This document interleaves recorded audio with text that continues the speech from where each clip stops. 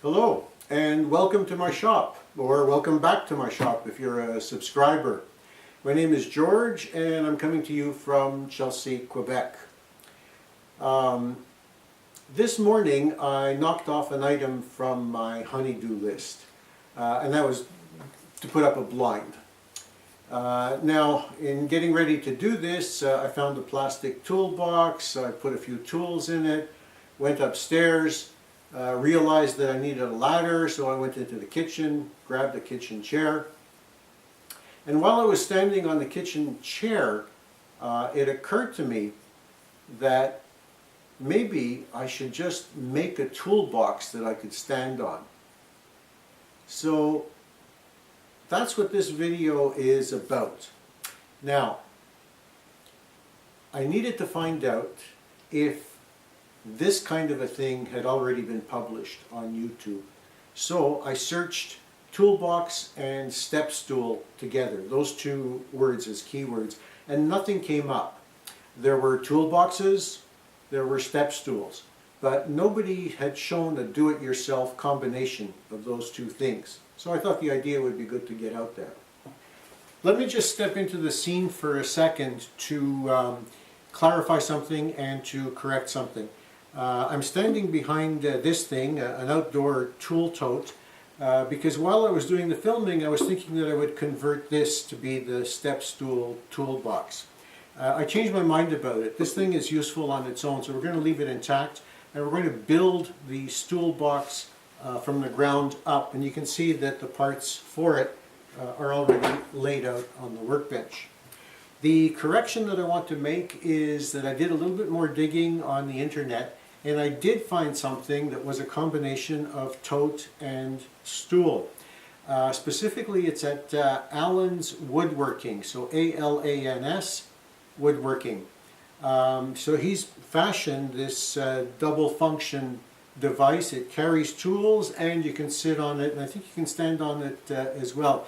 So if you're planning to do something along these lines yourself, you might want to check out his design, Allen's Woodworking. So I'll turn you back over to the other guy.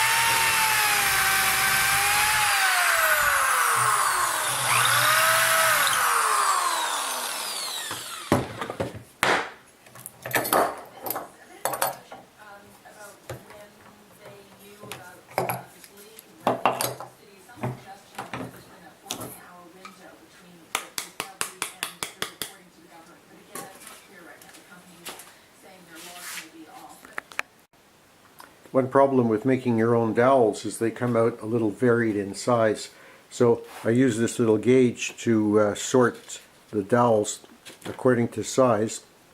7/16 is too big. Okay, I'm going to call this one 27/64 and put it in the 27/64 bin.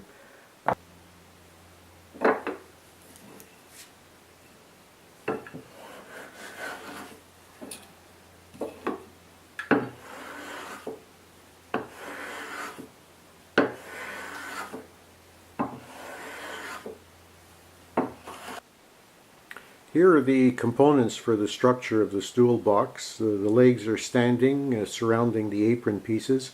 There's going to be an upper apron and a lower apron. The dowels have all been glued into place, and they've all been color-coded for their sizes. That's going to guide the reboring of the holes into the apron pieces.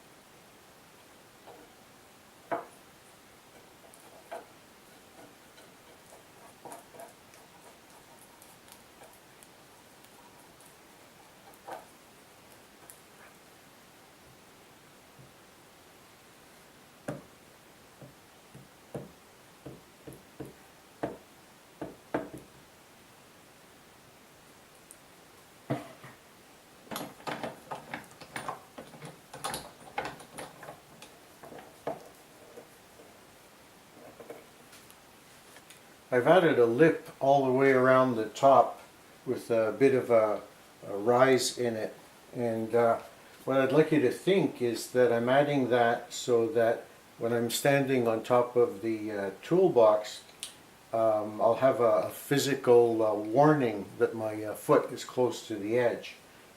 That's what I'd like you to think. The truth of the matter is I made a huge blunder when I cut the top. I cut it according to the size of the aprons and allowed a little extra, but neglected that the legs would be adding to the width and the length that I needed. So this lip is actually to make the top a little bit longer and a little bit wider so that it properly overhangs the box.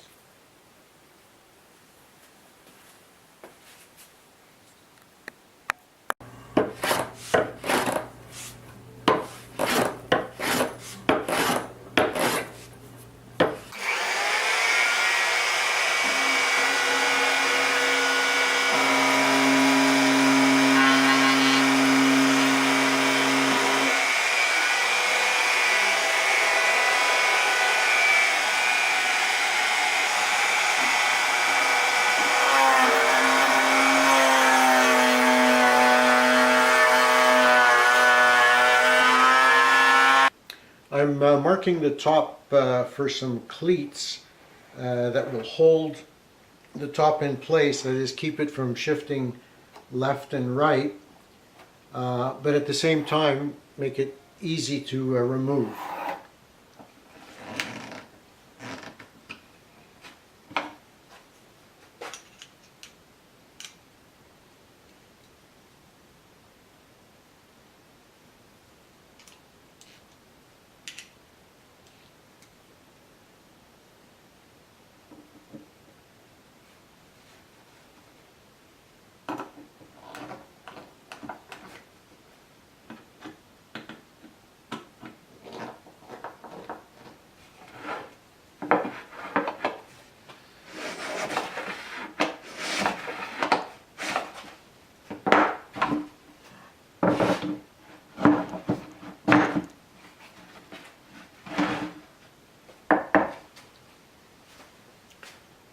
So that's pretty well it for the toolbox.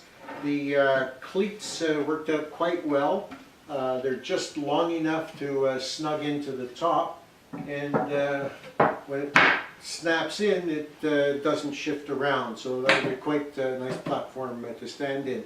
There's also about 1/8 of an inch lip. Okay, the edging is proud of the top all the way around, and that'll give me some positive feedback that I'm close to the edge and keep me from stepping off into space.